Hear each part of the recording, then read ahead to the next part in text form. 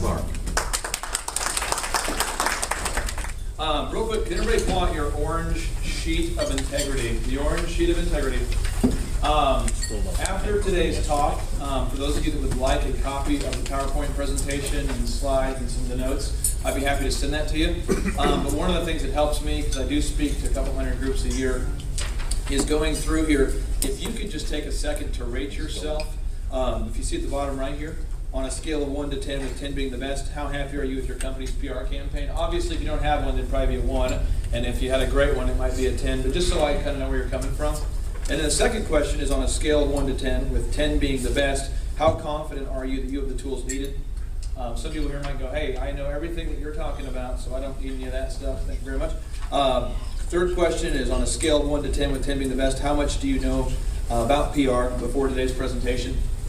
And you can see the following questions, but if you'll just go ahead and fill that out there, that'll help me a lot there. And then if you put your name, phone number, and email after the event, I promise I won't spam you or send you a bunch of things in the mail over and over. But what I will do is I will send you a copy of the PowerPoint presentation, the slides, and any follow-up questions you have, you can just call me or email me and we'll help you out there. So this is for your benefit, for me to know where you're coming from. And so I'll give you just a second to fill that out. In the meantime, I'll just sing the Jeopardy theme song. Today's topic is how to use PR like the stars, the art of converting clicks into cash. My background, just so you know, I think that sometimes the content of what you're hearing should always be weighted by who are we listening to, why is this person credible. So I just want to give you a little bit of a background on who I am and my background. I was the SBA Entrepreneur of the Year, as Roger said. We have 9 businesses. We have 5 kids. I'm always working on something big. I try to avoid direct sunlight. I'm just kind of kidding, but my wife makes fun of me because I'm inside so much. I don't go out very much. So I took algebra 3 times. Everybody here is smarter than I am once you get to know that. Took algebra 3 times to get through that. And I did take my ACT 3 times to get to college as well. So I want to encourage you guys, that everybody here, if I can do this stuff, I promise that you can do it.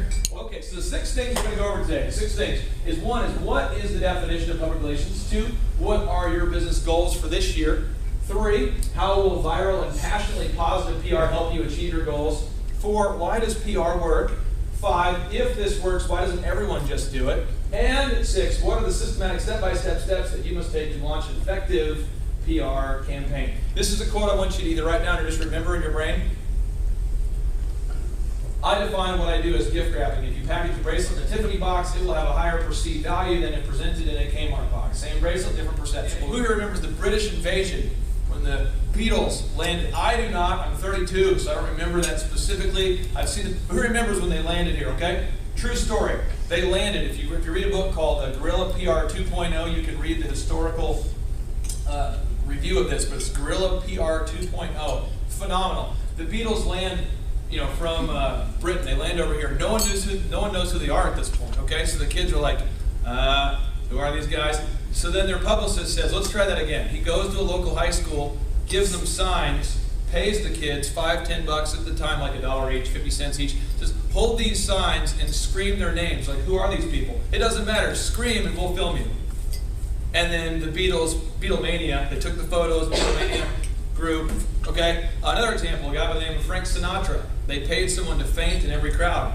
And then a guy by the name of Michael Jackson thought that was a good idea and paid 3 or 4 people in every crowd. And so it perpetuated that. So it's, yes sir? You don't work for Obama, do you? No.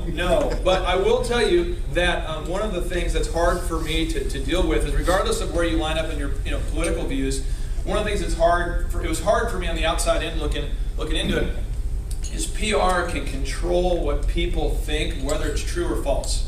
Now, I'm a Christian. I try to do everything in a way that I want to treat people that I want to be treated. And I think a lot of us, regardless of our religious beliefs, want to do that. We want to treat people the way we want to be treated. But this is like the Force, like Star Wars, where you have and you could use the Force for the good team, for the good side, or the dark side. But it works either way. And they estimate somewhere between 70 and 85% of all news is a result of a press release, PR. Somebody paid to shape your view. Over 70%. Every study says over 70%. Some say 71, some say 84. Isn't that kind of crazy though?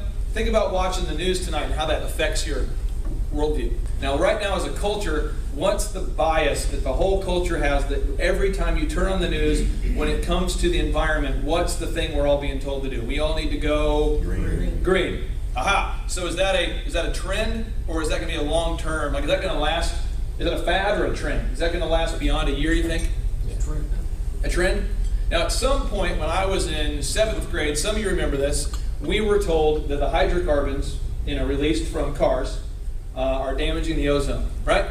And so what we say is, as a country, somehow, from my age 12 till now, we've gone from, we should probably go green, to now it's irrefutable. If you don't go green, there's something wrong with you, okay? Now, regardless of whether we agree with this or not, this is a trend, right? Now, what if you were the expert in your community, right, about this infringement on rights and security, and you know everything about security because you're the guru? Couldn't you kind of appoint yourself to be the guru? And then when every time the media writes a story about security, they're like, we're live here with such and such from, and it's you. See what I'm saying? You can appoint yourself as an expert. And how does that translate to dollars and cents? It really helps. Have you guys ever seen, remember OJ, when the white Bronco was driving? And within like 10 minutes, they have an expert. My brother. Your brother? He was one of the guys they kept talking to all the time. Awesome. Well, that's an example. He's a lawyer, but we didn't believe him. Well, you know what I'm saying? So how do you find these experts? They find these experts because people in a room just like this decide they're going to start promoting themselves as experts and making those connections so when things happen, you'll get the call. And I promise you it will dramatically impact your sales. So I'm saying, what if we gift wrapped our ID business, our security business, in a way that gift wrapped us like the Tiffany's box? Does that make sense? Where people now don't care about the price, they care about the value. Even though it's the same bracelet in the box. Is that making sense to everybody? This is my definition. The art of systematically creating the closer.